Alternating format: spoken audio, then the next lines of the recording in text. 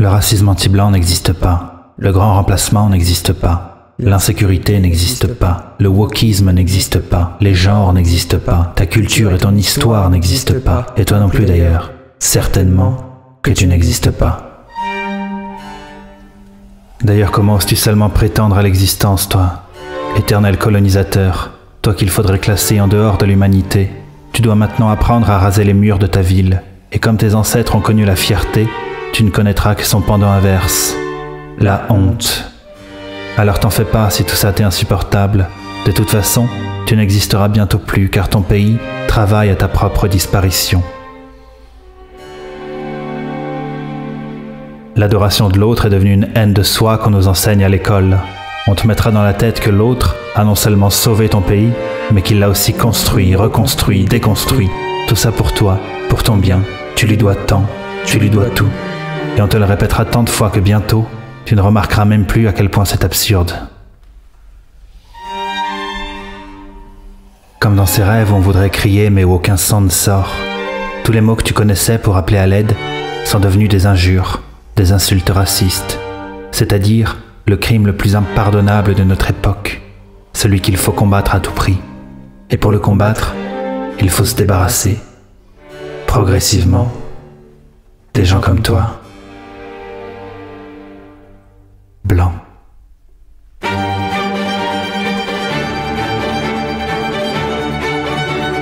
L'autre est devenu le nouveau saint, le critiqué est devenu un blasphème. Il est à considérer comme un être si merveilleux qu'on voudrait lui laisser jusqu'au privilège exclusif de faire des enfants. Le métis est le nouvel arien. Et les choses s'accélèrent. La propagande, qui jusque-là se contentait d'inciter l'homme blanc à accepter paisiblement sa disparition, commence à lui demander d'y participer activement. Un nouvel hymne national commence à se faire entendre au loin, et le pays se met à chanter en chœur qu'il faut abandonner à l'autre nos femmes, nos terres et jusqu'à nos enfants. Car s'il daigne si généreusement accepter de vivre sur nos terres, l'autre veut y vivre sans nous.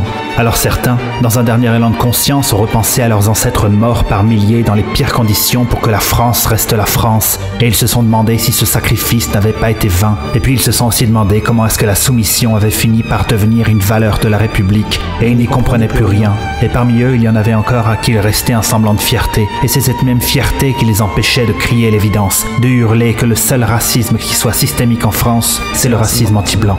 Baisse un doigt si tu es élevé dans la honte de ton passé et qu'on va jusqu'à faire disparaître ton patrimoine historique et culturel. Baisse un doigt si tu dois payer des impôts pour financer les subventions de ceux qui t'insultent et les repas de ceux qui te tuent. Baisse un doigt si tu fais partie de la communauté la plus agressée du pays. Baisse un doigt si ce sont les tiens qui subissent les attentats. Et le doigt qui reste, garde-le bien levé, bien droit, pointe le trait haut et dis tout fort ce que tu penses, que ta disparition ait au moins l'audace de faire un peu de bruit. Quelqu'un a dit un jour à propos du nouveau peuple que les discriminations qu'il subissait étaient la preuve des torts qu'il infligeait. On l'a d'abord traité de fou, et puis on l'a réduit au silence. Refuser de mourir était à considérer comme un acte déviant. Et ce sont nos plus belles valeurs qui nous conduisirent à notre perte. Et c'est alors que nous avons commencé à rejeter nos propres traditions pour embrasser celles des autres. Et c'est là que tout le monde a compris que tout était fini. Et puis un jour, les autres ont enfin réalisé que ce pays sans son peuple ne ressemblait plus en rien au paradis qu'ils étaient venus chercher, et ils constatèrent alors, d'un air idiot, qu'ils avaient recréé l'enfer qu'ils avaient voulu fuir, et ils n'ont plus eu d'autre choix que de s'enfuir de nouveau pour aller détruire un autre paradis, comme se propage un cancer. Si on a d'abord appelé ça le racisme anti-blanc, on l'appelle aujourd'hui la mort de l'Occident.